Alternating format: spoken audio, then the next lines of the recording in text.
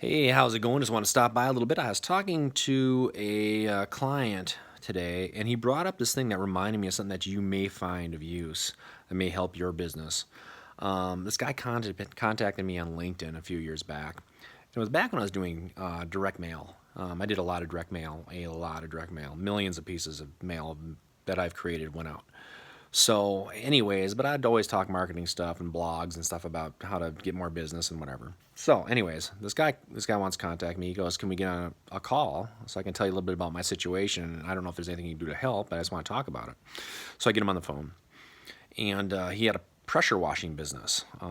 So you go and power wash houses or whatever, and and he's like, "Well, you know what? I was making $350,000 a year." And he goes, "This year we're projected to do 220." He goes, "That's a big hit." And I'm like, "That's a freaking problem."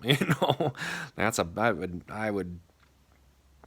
I would need to wear a diaper every day until for at least a while, because I'd be shitting. So, anyways, he tells me that, and I'm like, "So what are you doing to get business now?"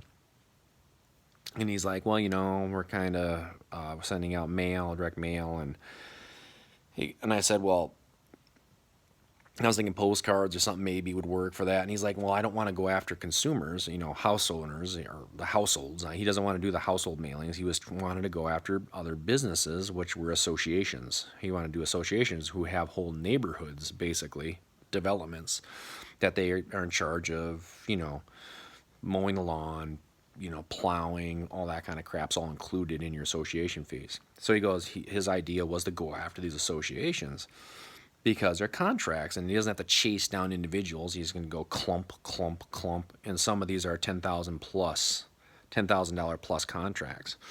So I'm like, okay. He's like, "Well, I know you did direct mail," and he's like, "Yeah, I sent out 3 or 4 pieces. Nobody responded." And I was like, "Well, that's interesting." I said, "Well, can I see the pieces?" So it turns out that he sent out.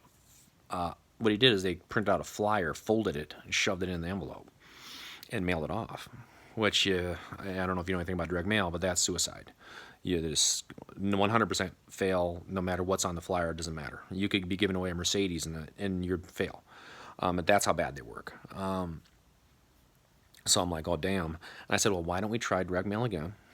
And I'm like totally insecure about this whole situation because I'm like going, how, I don't know what the hell to say to these association people. I have no freaking clue. There's no, so after talking to him, he mentioned something. I'm not going to divulge that information because I don't know. I don't want him to have a competition and people are starting other power washing companies or whoever trying the tactics. And it's certainly not my strategy for that I came up with. But he nailed on something. I'm like going, damn, maybe that's it. That might be it. That sounds like a pain point to me. So I'm like going, because you know who we're selling to? We're not selling to the association. We're selling to a person in the association. You're not selling B2B is not. People say B2B, it kind of makes me a little bit. I wish people would stop saying that because they're like going, "I'm selling to a business." No, you're selling to the person that's in charge of that segment. You're selling to a person. So through my terror, I clawed through this thing. I'm like going, okay, I'm just going to nail this one thing and we're going to go after it and we're going to pray. So I created a 2-piece mailer. We sent it out, and I said only to 25 people. And the reason I did only wanted to do 25 at a time was because I thought the key, if you know anything about real marketers, now you guys that have been out in the trenches, you know what I'm talking about here. You got to have a follow-up, baby. You know follow-up, you done. That's it. So I'm like going, so here's what we're going to do. You're going to mail them out this time. My piece, my sales page, and my pain point piece, which was pretty cool, but we're not going to talk about that, but it was pretty cool. So I sent that out.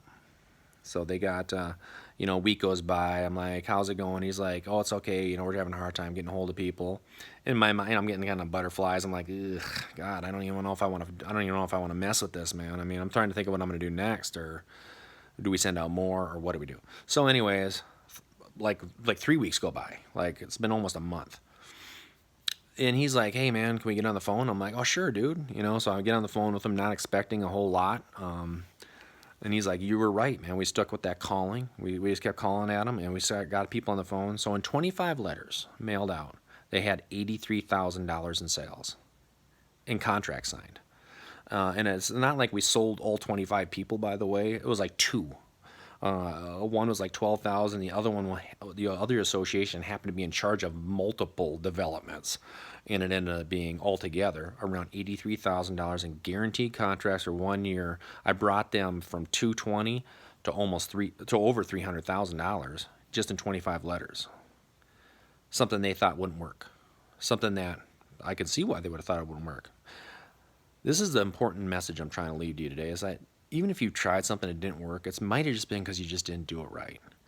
And there's another part of this message is you're mailing to people.